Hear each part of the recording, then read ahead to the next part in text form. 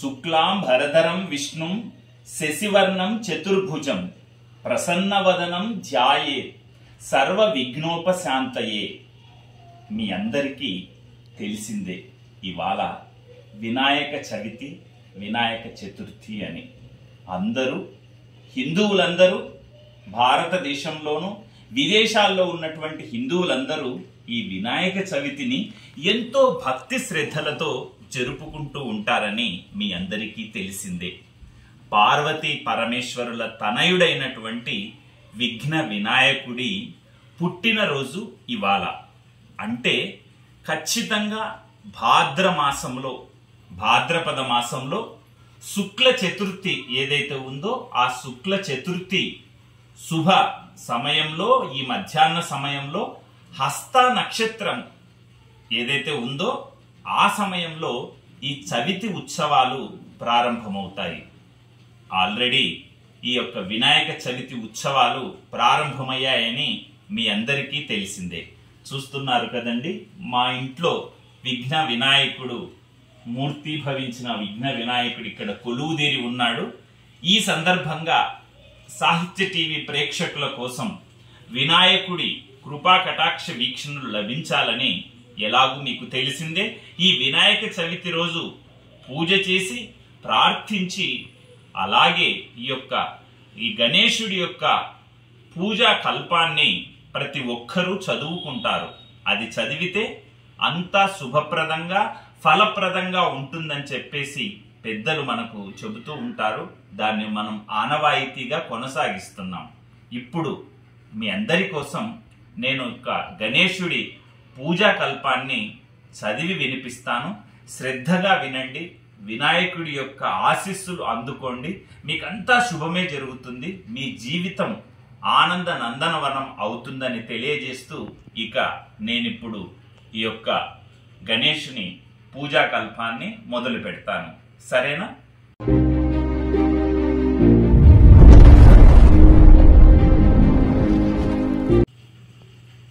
మనం వినాయక వ్రత కథని విందామండి.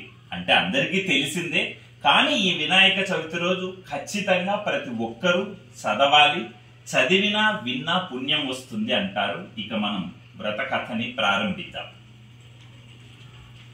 సూత మహాముని, శౌనకుడు మొదలైన మునులకు విఘ్నేశ్వరుడు పుట్టిన విధానం, ఆ రోజు చంద్రుడిని ఎందుకు చూడకూడదు అనే విషయాలను వివరించడం మొదలుపెట్టాడు.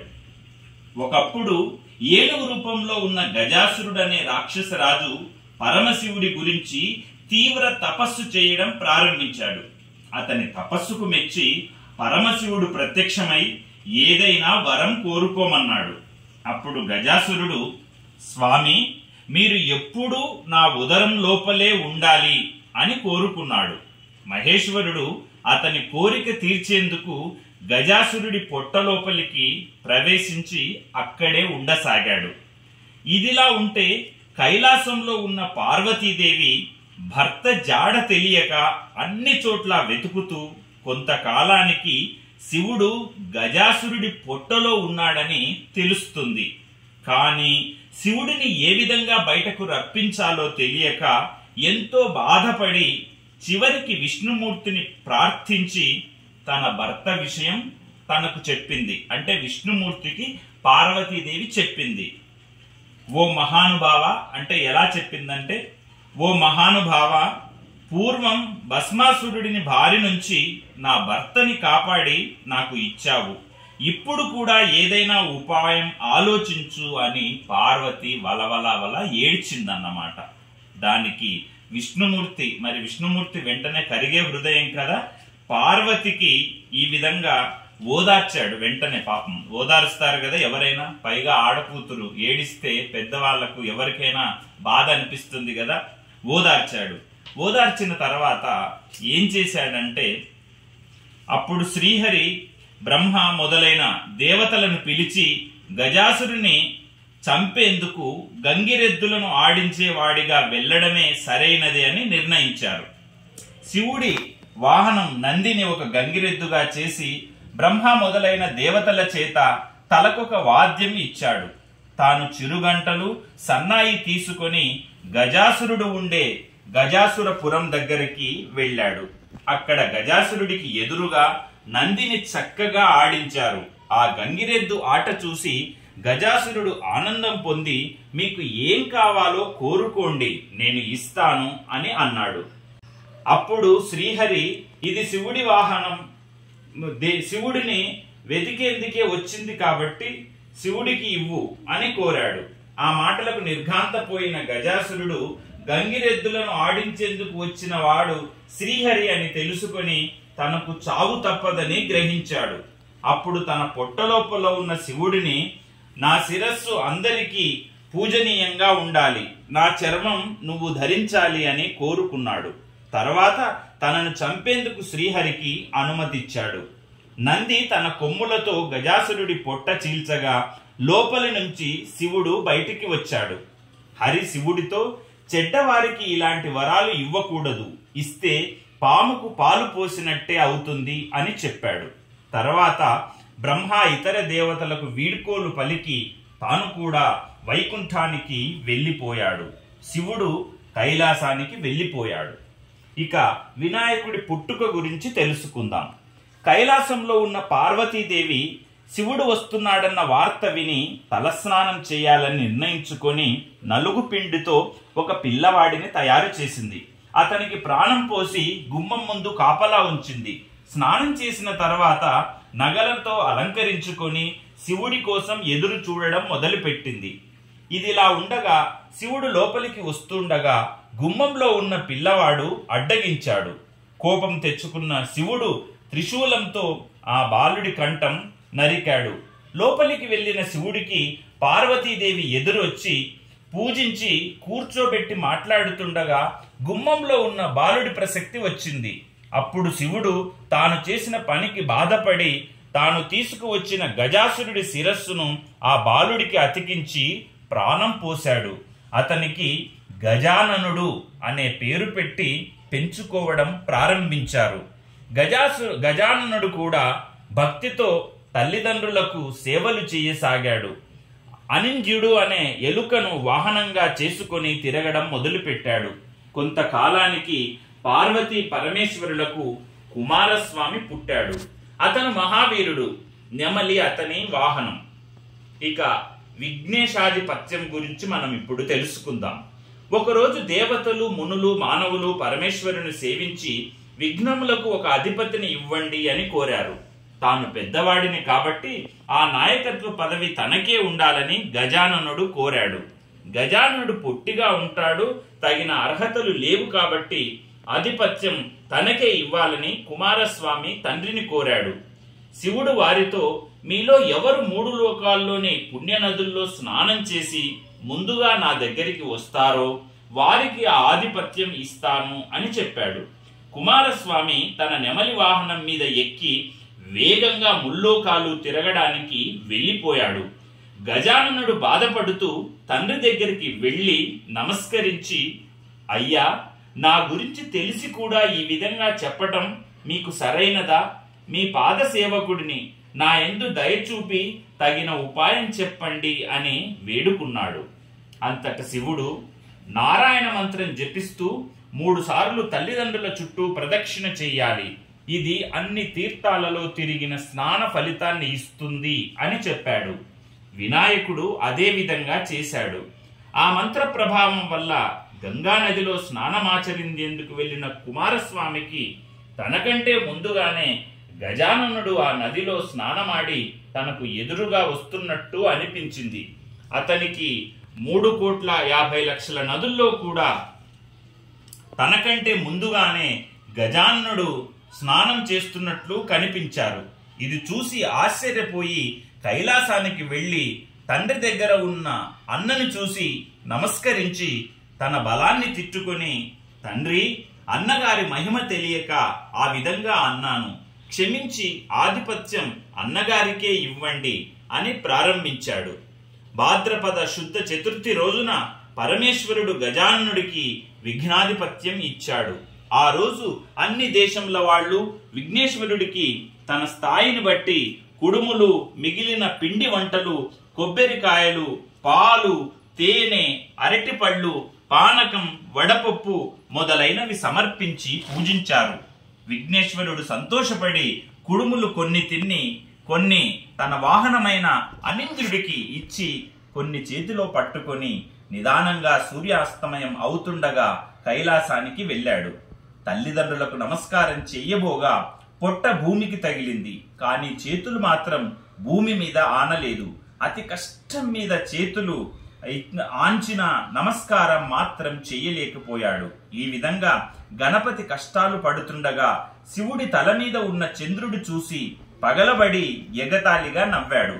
రాధదృష్టి తోకితే రాళ్ళు కూడా నుగ్గవుతాయి అన్న సామెత ప్రకారం వినాయకుడి పొట్ట పగిలి లోపల ఉన్న కుడుములు మొదలైనవి చుట్టుపక్కల దొరిలాయి. వెంటనే వినాయకుడు మరణించాడు.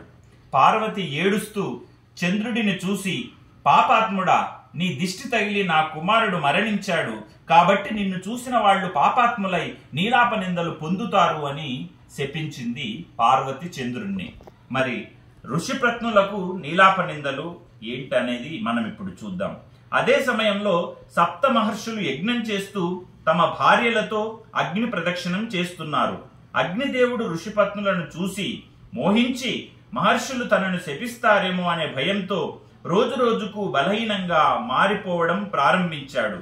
అది అగ్ని భార్య స్వాహాదేవి గ్రహించి అరుంధతి రూపం తప్ప మిగిలిన ఋషిపత్నుల రూపం ధరించి భర్తకు సంతోషం కలిగించింది. ఋషులు తమ భార్యల రూపంలో ఉన్న స్వాహాదేవిని చూసి తమ భార్యలే అనుకుని భ్రమపడి వారిపై కోపం తెచ్చుకున్నారు. పార్వతి ఇచ్చిన శాపం ఫలితంగానే ఋషిపత్నులకు ఈ నీలాప నింద కలిగింది. దేవతలు, మునులు, ఋషిపత్నులు ఈ నీలాప నిందను గూర్చి బ్రహ్మకు తెలిపారు. అతను సర్వజ్ఞుడు కావడంతో అగ్నిదేవుడికి భార్యే ఋషిపత్నుల రూపం దాల్చిందని తెలుసుకొని సప్త ఋషులను సమాధానపరిచి వారితో కూడా తాను కైలాసానికి వెళ్లి ఉమామహేశ్వరులను సేవించి చనిపోయిన విఘ్నేశ్వరుని బతికించాడు. దాంతో పార్వతీ పరమేశ్వరులు ఎంతో సంతోషించారు. అప్పుడు దేవతలు మిగిలిన వాళ్ళు, పార్వతి, నువ్వు ఇచ్చిన శాపం వల్ల అన్ని లోకాలలో ఉన్న వారికి కీడు జరుగుతోంది, కాబట్టి దానిని ఉపసంహరించు అని ప్రార్థించారు. వారి ప్రార్థనలకు సంతోషించిన పార్వతి సంతోషంతో కుమారుని దగ్గరకు తీసుకొని ముద్దాడి ఏ రోజున వినాయకుని చూసి చంద్రుడు నవ్వాడో ఆ ఒక్కరోజు మాత్రం చంద్రుణ్ణి చూడకూడదు అని చెప్పింది. అప్పుడు బ్రహ్మ మొదలైన దేవతలు సంతోషిస్తూ తమ నివాసాలకు వెళ్లిపోయారు. భాద్రపద శుద్ధ చతుర్థి నాడు మాత్రం చంద్రుణ్ణి చూడకుండా జాగ్రత్త తీసుకుని సుఖంగా ఉన్నారు. అంటే భాద్రపద శుద్ధ చతుర్థి అంటే ఇవాళన్నమాట. ఈ విధంగా కొంతకాలం గడిచింది. ఇప్పుడు మనం శమంతకోపాఖ్యానం ఏంటి అనేది తెలుసుకుందాం. ఈ యొక్క ద్వాపర యుగంలో ద్వారకావాసి అయిన శ్రీకృష్ణుని నారదుడు దర్శించి ప్రార్థించి మాట్లాడుతుండగా, స్వామి, సాయంకాలం అయింది, ఈరోజు వినాయక చతుర్థి కాబట్టి పార్వతీదేవి శాపం వల్ల చంద్రుణ్ణి చూడకూడదు, నేను నా ఇంటికి వెళ్తాను, అనుమతించండి అని గతంలో జరిగినదంతా చెప్పి స్వర్గానికి వెళ్లిపోయాడు. అప్పుడు శ్రీకృష్ణుడు ఆ రోజు రాత్రి చంద్రుణ్ణి చూడకూడదని పట్టణంలో చాటింపు వేయించాడు. పట్నంలో శ్రీకృష్ణుడు క్షీరప్రియుడు కావడంతో ఆ రోజు రాత్రి ఆకాశం వైపు చూడకుండా పశువుల శాలకు వెళ్లి పాలు పితుకుతూ పాలలో చంద్రుడి ప్రతిబింబం చూసి, ఆహా, నాకు ఎలాంటి అపనింద రానుందో అని అనుమానించడం ప్రారంభించాడు. కొన్నాళ్లకు సత్రాజిత్తు సూర్యవరంతో శమంతకమణిని సంపాదించి శ్రీకృష్ణుని చూడ్డానికి ద్వారకకు వచ్చాడు. శ్రీకృష్ణుడు అతనికి మర్యాద చేసి ఆ మణిని తనకి ఇవ్వమని అడిగాడు. అప్పుడు సత్రాజిత్తు, ఇది రోజుకు 8 బారువుల బంగారం ఇస్తుంది, దీనిని ఏ ఆప్తునికైనా ఏ తెలివి తక్కువ వాడు ఇవ్వడు అన్నాడు. శ్రీకృష్ణుడు ఊరుకున్నాడు.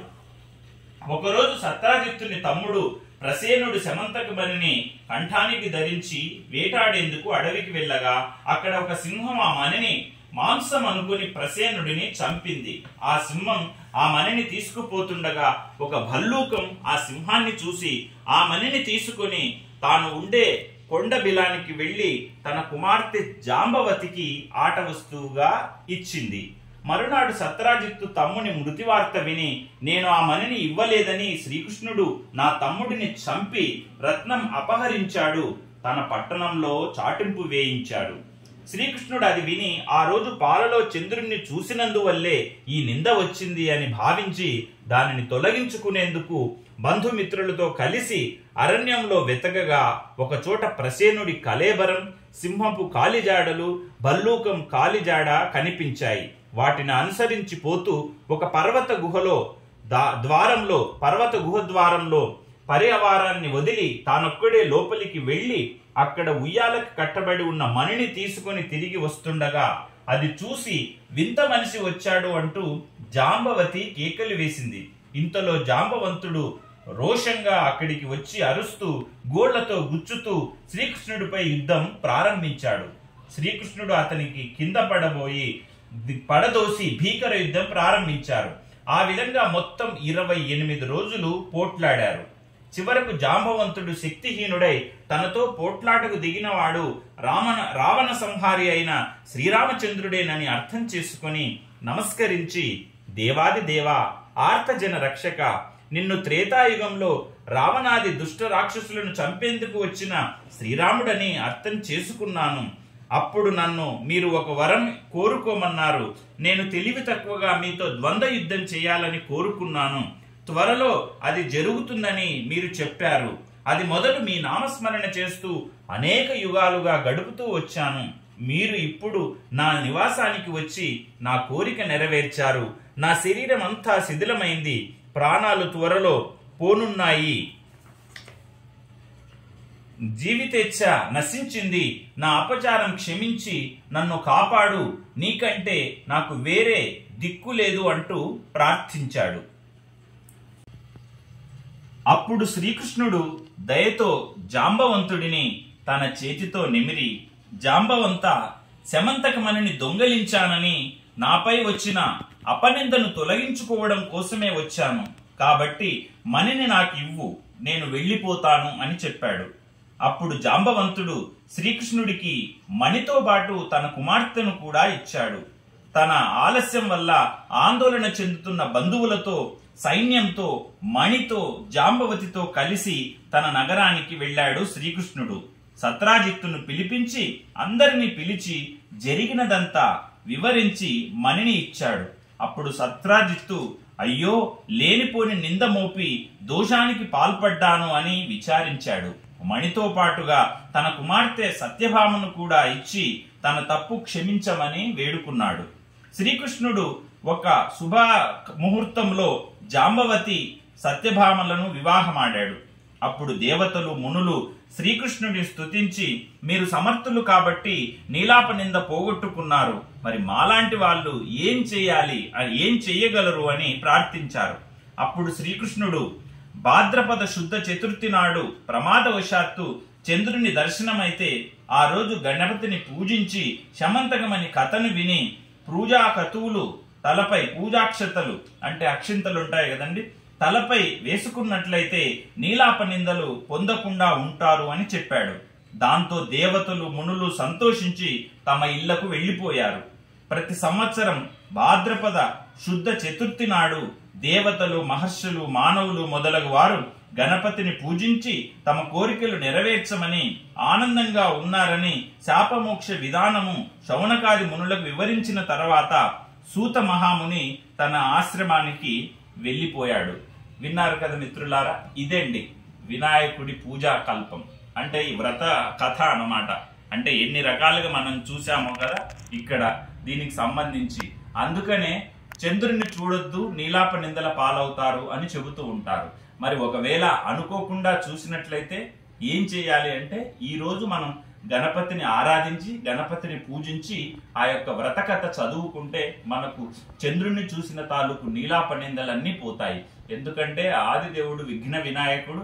మనం ఏ పని మొదలు పెట్టినా కూడా ముందుగా వినాయకుడినే మనం పూజిస్తాం కాబట్టి ఆయన కరుణా కటాక్ష వీక్షణలు మనందరి మీద ఎప్పుడు ఉండాలని ప్రతి ఒక్కరూ పూజ చేస్తారు. కాబట్టి ఈ రోజు మనకు ప్రత్యేకంగా ఈ రోజు వినాయక చవితి, వినాయకుడు పుట్టినరోజు కాబట్టి ఆ వినాయకుడిని తండ్రి మమ్మల్ని అందరినీ కరుణించి కాపాడు, చల్లగా చూడు తండ్రి అని చెప్పేసి ప్రార్థించి పూజ చేయాలి.